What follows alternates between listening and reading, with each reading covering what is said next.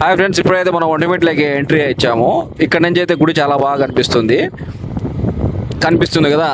అదే మన ఒంటిమిట్ట రామాలయము. మనం అయితే అక్కడికి వెళ్తున్నాము ఒక వ్లాగ్ చేయడానికి అయితే, ఎందుకంటే తొందరలో శ్రీరామనవమి ఉంది. సో దానికి సంబంధించినటువంటి పనులు అయితే కూడా జరుగుతూ ఉంటాయి. ఇప్పుడు మనమైతే అక్కడ వెళ్ళిన తర్వాత గుడికి సంబంధించిన విషయాలు కావచ్చు, గుడి పక్కల ప్రాంతాలు మొత్తం పార్క్ మాదిరిగా అన్నీ ఉంటాయి, కోనేరు ఉంటుంది. వాటన్నిటి గురించి అయితే ఒక వీడియో చేయాలనుకుంటున్నాము. సో మీరు కూడా ఈ వీడియో చూసి మొత్తం తెలుసుకోండి.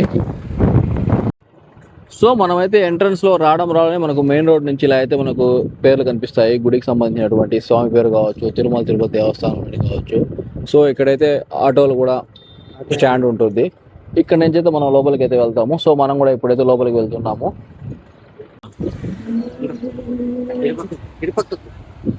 స్కూల్ పిల్లలు వస్తుంది చిన్నగా ఇప్పుడే మేమైతే గుడి దగ్గరకు వచ్చాము. గుడి దగ్గర అయితే ఇలా ఉంది. మేము పార్కింగ్ చేయడానికి అయితే వెళ్తున్నాము. ఫస్ట్ పార్కింగ్ చేద్దాం.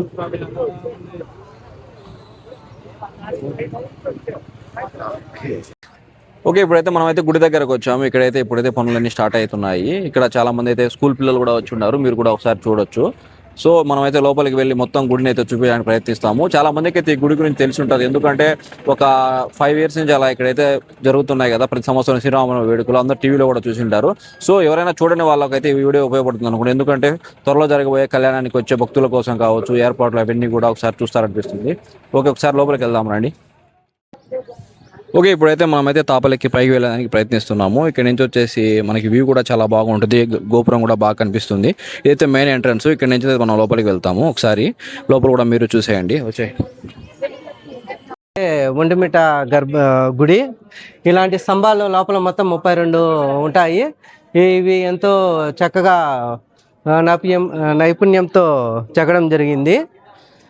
దీన్ని 2వ అయోధ్యగా పిలువబడుతుంది. ఇప్పుడు శ్రీరాముని దర్శనానికి లోపలికి వెళ్తున్నాము. లోపలైతే వీడియో చేసడానికి కుదరదు, ఎందుకంటే దేవుణ్ణి డైరెక్ట్ వచ్చి చూడాలి. కెమెరాల్లో వాటిలో వీడియో చేయకూడదు, ఇక్కడ రిస్ట్రిక్షన్ ఉన్నాయి. అందువల్ల లోపలికి దండం పెట్టుకొస్తాం. చూడండి, వెంకటేశ్వర స్వామి 32 స్తంభాలు అన్నాం కదా. ఇది గర్భగుడి ముందు పక్క 32 స్తంభాలు. ఇది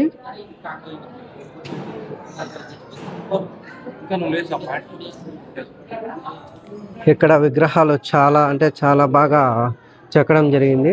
బాగా నీట్గా చేశారు. ఇప్పుడే దర్శనం అయిపోవడం జరిగింది. బయటకు వచ్చాము. అక్కడ ప్రధాన అర్చకులు మాకు ఏమని చెప్పారంటే, బ్రహ్మణ పోతన్న గారు ఇక్కడే భాగవతాన్ని రచించారు. అలాగే వీరబ్రహ్మేంద్ర స్వామి వారు ఇక్కడ వచ్చి దర్శించుకున్నారు. ఇది 1800 సంవత్సరాలు అవుతుంది ఈ టెంపుల్ నిర్మించి. చాలా పురాతనమైన ప్రసిద్ధమైన దేవాలయము. ప్రతి సంవత్సరం శ్రీరామనవమి అయిపోయినాక పౌర్ణమి ముందు చతుర్థి రాత్రి 9 నుండి 11 లోపల ఇక్కడ సీతారాములకి నిండు వెన్నెల్లో కళ్యాణం చేస్తారు. ఎందుకంటే నిండు పుణ్యమి వెన్నెల్లో సీతారాముల కళ్యాణం జరుగుతుంది. అలా ఎందుకు జరుగుతుంది అంటే, ప్రతి చోట శ్రీరామనవమి రోజే కళ్యాణం జరుగుతుంది. ఇక్కడ మాత్రము శ్రీరామనవమి అయిపోయినాక 6 రోజులకి చతుర్థి పౌర్ణమి ముందు చతుర్థి నైట్ సీతాదేవి ఇక్కడ వచ్చినప్పుడు సీతారామచంద్రుని అడుగుతుంది, స్వామి ప్రతి కళ్యాణం చేస్తారా, నాకు చంద్రుని చూస్తూ కళ్యాణం చేసుకోవాలని ఇక్కడ ఒంటిమిడికి వచ్చినప్పుడు సీతాదేవి కోరుతుంది. అప్పుడు శ్రీరామచంద్రుడు అలాగే అంటాడు. అప్పుడు నిండి కంటిన్యూగా ఈ నిండు పౌర్ణమి చతుర్థి నిండు పౌర్ణమి రోజు ఆ రోజు సీతారామ కళ్యాణం ఇక్కడ చక్కగా చాలా సూపర్గా చేస్తారు. వారి ధ్వజస్తంభము ఇప్పుడు గుడి చూసా కదా, గుడి చుట్టూ ఒక రౌండ్ వేసి చూస్తాం. మీకు చూపించడానికి గుడి చుట్టూ తిరుగుతున్నాం. వచ్చేయండి.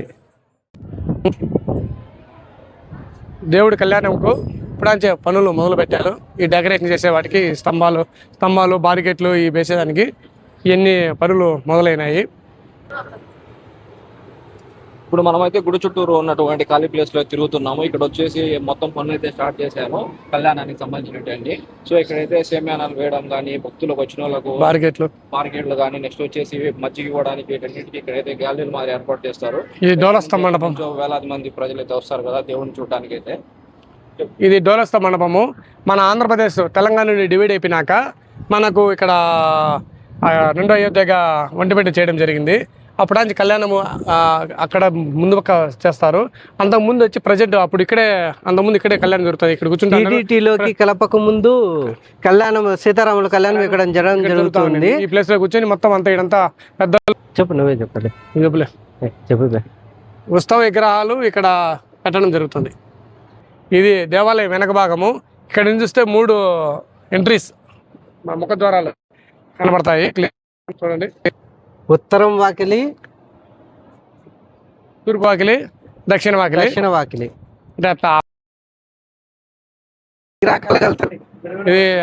ఇది మన రాముల వారి ఎదుర్కోళ్ళు మండపము. పెళ్లికి మామూలు ఎదుర్కోళ్ళు సీతాదేవిని ఎదురు ముందుగా ఆడిస్తారు కదా, ఎదుర్కోళ్ళు, అది మండపం. సో మనమైతే ఇప్పుడు వచ్చేసి వెలుపలికి వెళ్ళే దానికి అయితే పోతున్నాము. కాకపోతే మీకు ఇక్కడ అయితే కొన్ని చూపించాలి. ఏంటంటే ఇక్కడ వచ్చేసి శివాలయం ఉంటుంది చిన్నది. నెక్స్ట్ వచ్చేసి అక్కడ ప్రసాదాలు ఇచ్చే ప్లేస్ ఉంటుంది. తర్వాత టెంకాయలు కూడా గుడి లోపల అయితే కట్టారు, బయట మాత్రం కొడతారు. ఎందుకంటే ప్రతి గుడిలో కూడా ఎక్కితే ఇప్పుడు జరుగుతుంది కదా. ముందులో అయితే మనకు గుడిలో అయితే కొట్టేవాళ్ళు టెంకాయలు, ఇప్పుడైతే బయట కొడుతున్నారు. ఇదే ఉత్తరం వాకిలి. వైకుంఠ ముఖ్యమంత్రి దశి రోజు తెల్లవారుజామున ఈ వాకిలి తెరుస్తారు. పుస్తక విగ్రహాలు పెట్టి దాని కింద నుండి ప్రజలు భక్తులు ఈ ద్వారం కింద వచ్చి దేవుని దర్శించుకుంటారు. సీతారామ లక్ష్మణుని దర్శించుకోవడం జరుగుతుంది ఈ వాకిలి ద్వారా.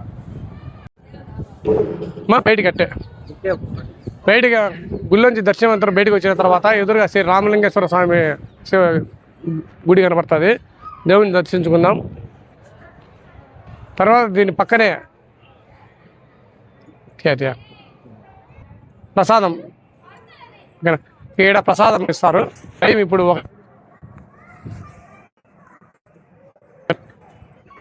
దర్శనాంతరము టెంకాయలు కొట్టే ప్రదేశం ఇక్కడే. ఇక్కడ నాగులు కూడా ఉంటుంది, దండం పెట్టుకోవచ్చు. అక్కడ టెంకాయలు పెడతాం. దగ్గర వచ్చి చెప్తా. శిల్పాల గొప్పతనం చూపిస్తా చూడండి. శిల్పుల గొప్పతనం. ఇటువైపు చూస్తే ఎద్దు మాదిరి కనబడుతుంది. అదే తలకాయ ఇక్కడ పెడితే ఏనుగు మాదిరి కనబడుతుంది. ఒకే రాయి మీద 2 జంతువుల బొమ్మలు వేసినారు. ఇట్లా చూడ ఒక శిల్పాకారుల అద్భుత కళ ఇది. ఒక ఎద్దు మారి కనబడుతుంది, ఇటు చూస్తే ఏనుగు మారి కనబడుతుంది. ఈ కట్టుడి పైన శిల్పులు గొప్పతనాలు చూడొచ్చు. పునామదులు కింది నుండి పైదాకా మొత్తం శిల్పాలే. గుడి మొత్తం శిల్పాలతోనే చాలా అద్భుతంగా చెక్కబడినది. కృష్ణుడు బొమ్మ చూడండి, ఇక్కడ కృష్ణుడు, ఈడ వెంకటేశ్వర స్వామి, ఇట రకరకాలుగా దేవులందరూ.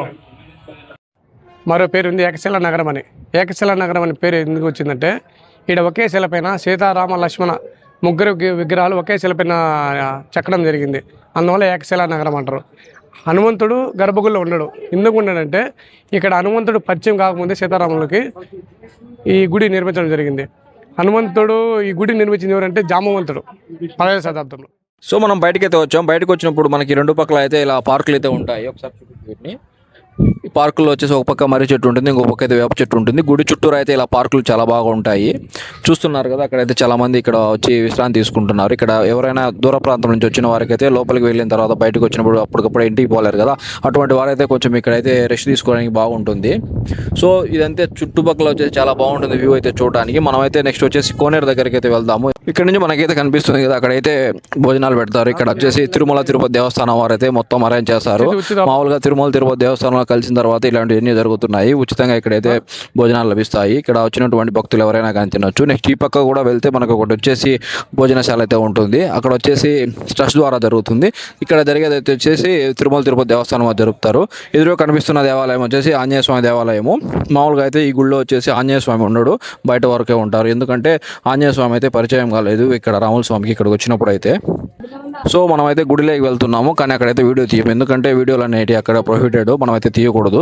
సో మనం ఇక్కడ బయట వరకు మనం ఏం చేయాలనుకున్నా కానీ, గుడిని చూపించాలనుకున్నా, ఏం చూపించాలనుకున్నా, సో మేమైతే గుడిలోకి వెళ్ళి దర్శనం చేసుకుని వస్తాం ఆంజనేయ స్వామి వారిని. ఇక్కడే ఉచిత అన్న ప్రసాద కేంద్రము.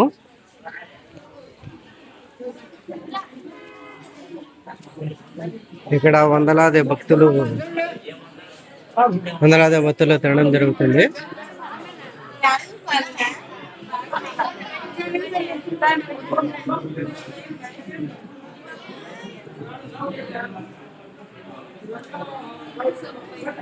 స్కూల్ పిల్లలు టూర్కు రావడం జరిగింది. ఒంటిమిట దర్శనం కూడా జరిగింది ఇక్కడ.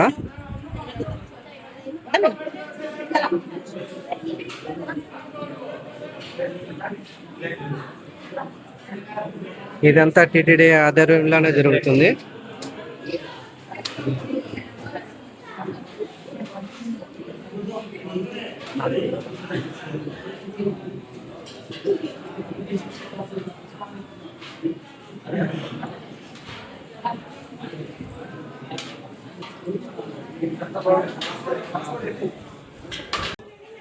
అన్నం ఏ విధంగా ఉంది?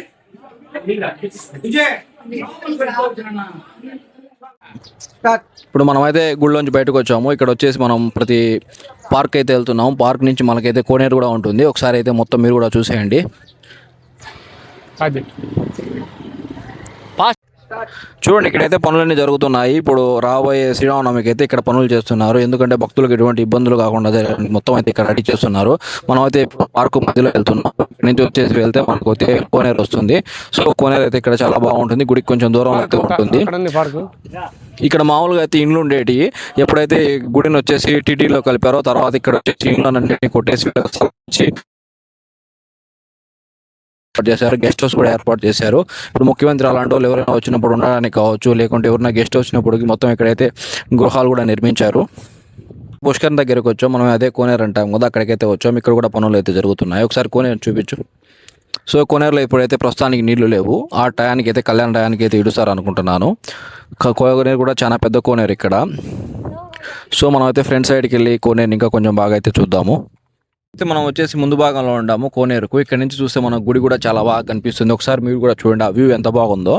హనుమాన్ టెంపుల్ చాలా మంది చూపించుంటారు గుడిని, కాకపోతే ఇట్లాంటి వ్యూస్ చూపించుంటారు. మనం అయితే చాలా రోజులు అనుకుంటున్నాం ఇలా అయితే మన ప్రేక్షకులకు కావచ్చు, భక్తులకు కావచ్చు చూపించాలని. ఈ కోనేరు నుంచి చూసామంటే గుడి కోనేరు ఒకటే లైన్లో ఉంటాయి. మీ మధ్యలో అయితే పార్క్ కానీ అన్నదాన సత్రం కానీ అవన్నీ ఉంటాయి. చాలా చూడముచ్చటగా ఉంటుంది ఇక్కడ నుంచి చూసామంటే.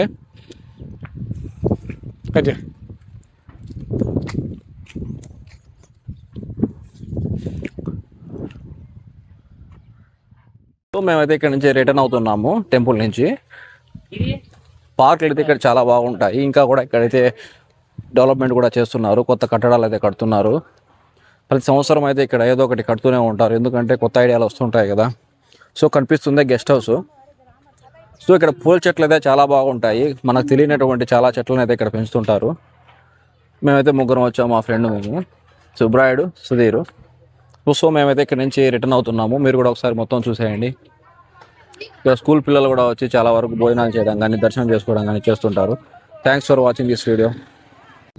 మాది ఏలూరు జిల్లా భీమడోలు మండలం కురేలగూడెం గ్రామం అండి. రాముల వారిని చూద్దామని వచ్చాము. ఇక్కడ మేనేజ్మెంట్ బాగానే చేస్తున్నారు.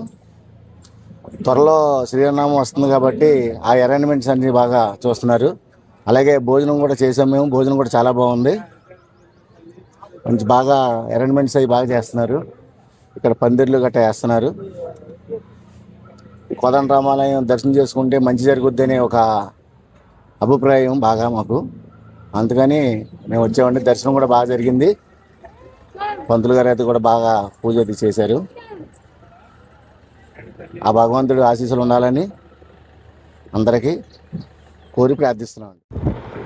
కనిపిస్తుంది కదా, ఇదే శ్రీరాముల వారి కళ్యాణం జరిగే ప్లేస్, కళ్యాణ మండపము. ఈ వీడియోని అయితే తొందరలో చేస్తాము. ఇప్పుడైతే మూసేసి ఉన్నారు. ఫ్యూచర్లో వచ్చేసి పనులు స్టార్ట్ అవుతాయి. స్టార్ట్ అయిన తర్వాత వచ్చేసి ఒక మంచి వీడియో అయితే చేస్తాము అందరికి అవగాహన కోసం. అయితే మీరు కూడా ఒకసారి అయితే చూడండి స్టార్టింగ్ ఎలా ఉంటుందో. చాలా బాగుంటుంది. లోపల కళ్యాణ మండపం కూడా ఉంటుంది.